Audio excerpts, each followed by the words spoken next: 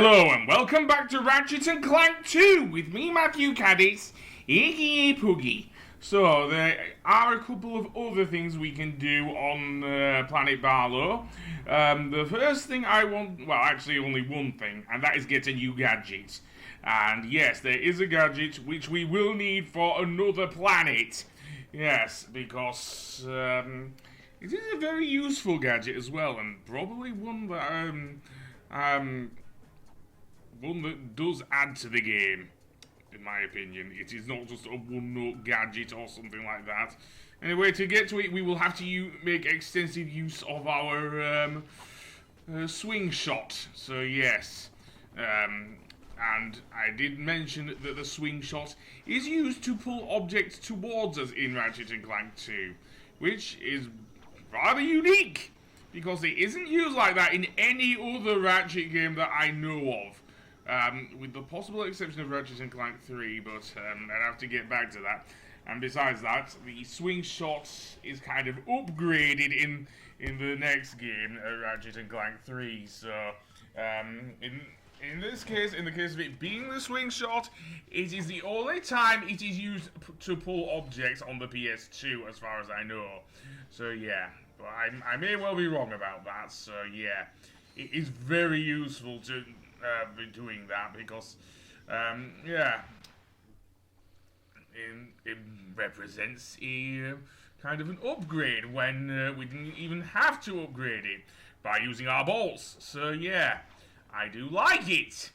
Anyway, now we will have to stand on these coal-bearing platforms in order to reach the other side, and then there's another swing shot target there. I don't know what happened there. I meant to hold down the circle button to swing across. Apparently it doesn't work that way.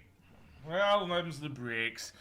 So, indeed, let's go over here and swing across. Yeah. If anything, if there's anything I do like about Ratchet and Clank 2, it is the upgrade of the swing shot. Sorry, I keep holding on that.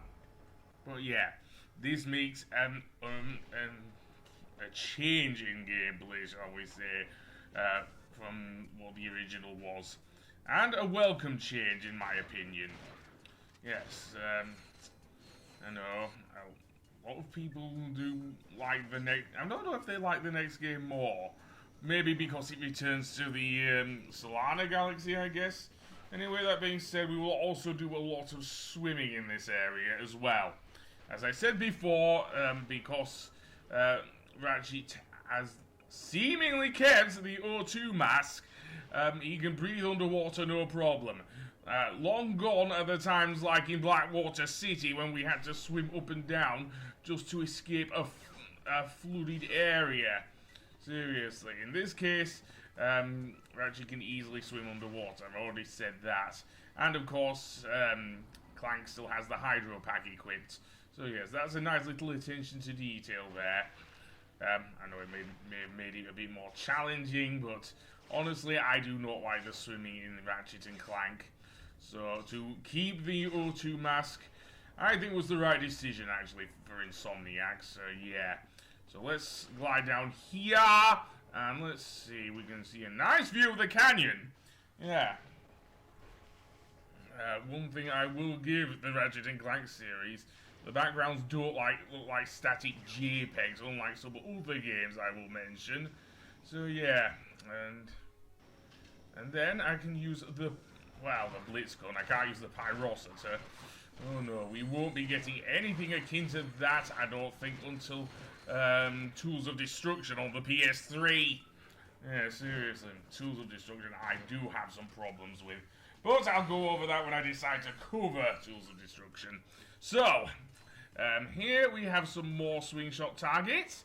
So I say we go for a bit of a swing. No pun intended. And over here is a Gadgetron salesman? Yeah, apparently a Gadgetron salesman. It works! My invention works! Huh? It's called the Thermanator. It fires charged thermal pellets that can thaw an ice block or freeze a body of water. Gadgetron will pay me millions. Hey, I don't know how long you've been frozen, but I don't think Gadgetron's operated in this galaxy for years. Everyone buys Megacorp products these days. Huh? Hey, maybe you'd like to buy it.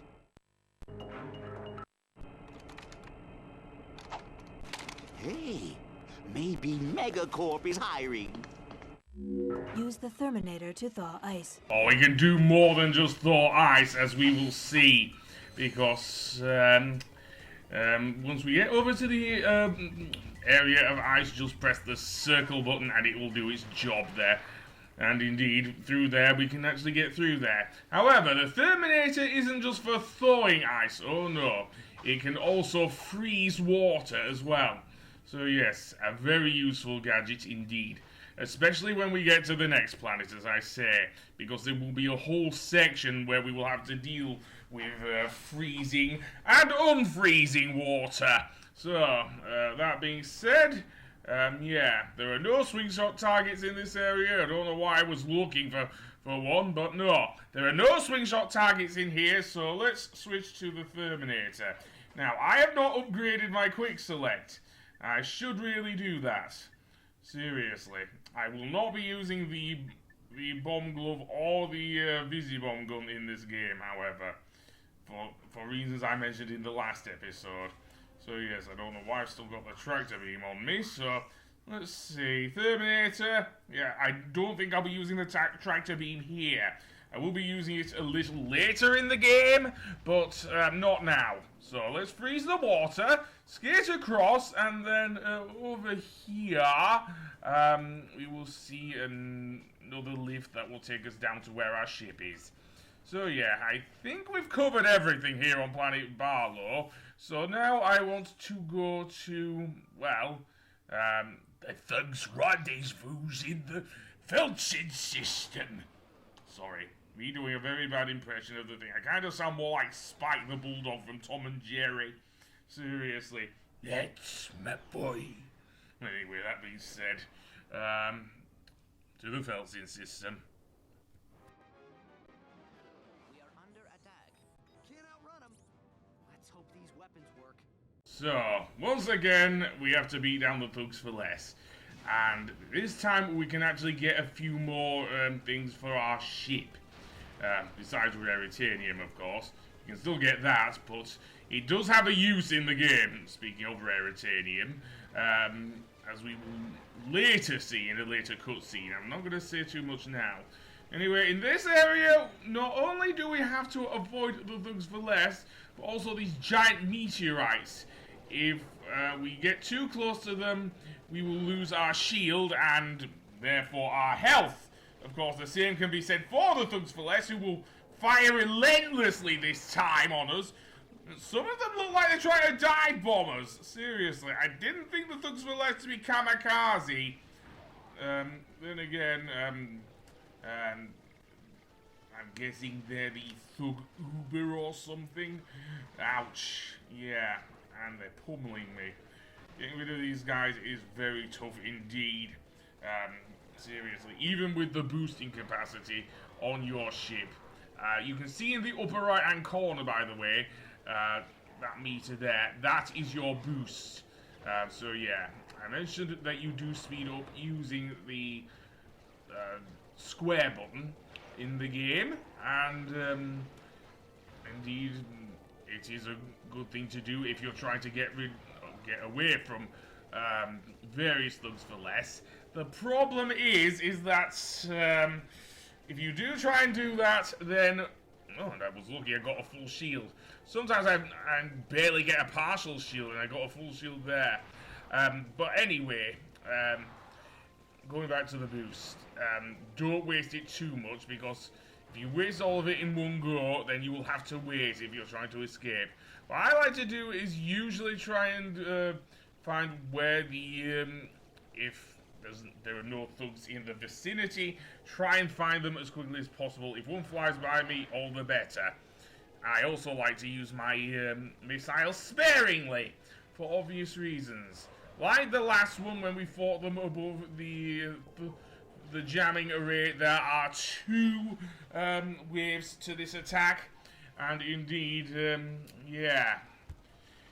It can be annoying, however, with these guys. Seriously. One thing I will give this game, and I did say before, I do like the air combat in most of the areas better. There is one area in the game where I do not, and I will be talking about that a little later. There are also these really slow ships. You can see, you saw one flying off there to the left there. That one is can easily be taken down with a second full shield.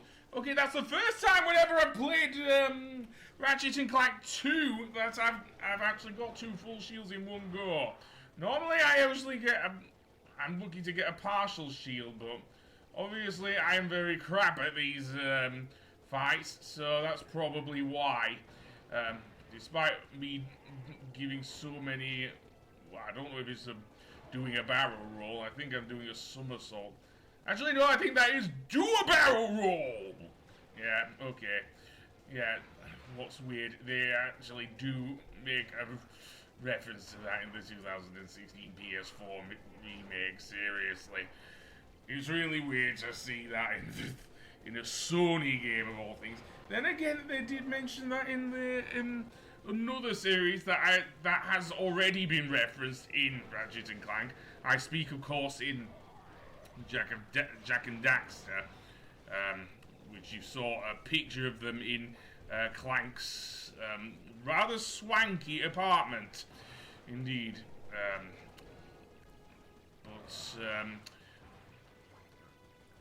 Well, we'll get another one later. Yeah, I've got mad skills. Mad skill. Yeah. A difficult challenge, but one that a trained commando... Hold on. I'm intercepting a transmission. For the 5th time, I have a collect call to Thugs for Less from a Mr. You Are Gonna Die. Will you accept the charges? You are gonna die. I'll take that as a yes. Thank you. You idiot. Uh-oh. I'm paying top dollar for your protection, and your moron employees are off at some picnic. Hey, that was a bonding exercise. Enough! I'm at the pickup point now. If your men aren't here pronto, you can kiss this contract goodbye. Oh yeah? Well, you can kiss your you know what I mean. Dang it. Did you trace that? Coordinates locked in. We are headed there now.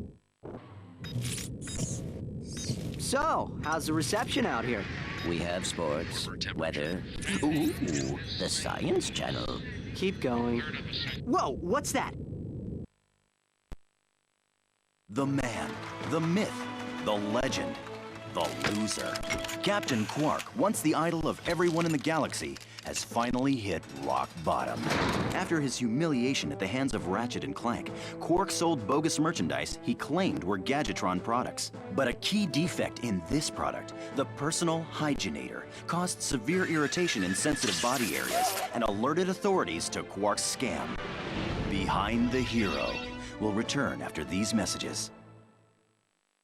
Well, that explains a lot. Yes, I suppose it... All this time, my Personal Hygienator must have been causing that itch. Anyway, we should be at our destination shortly.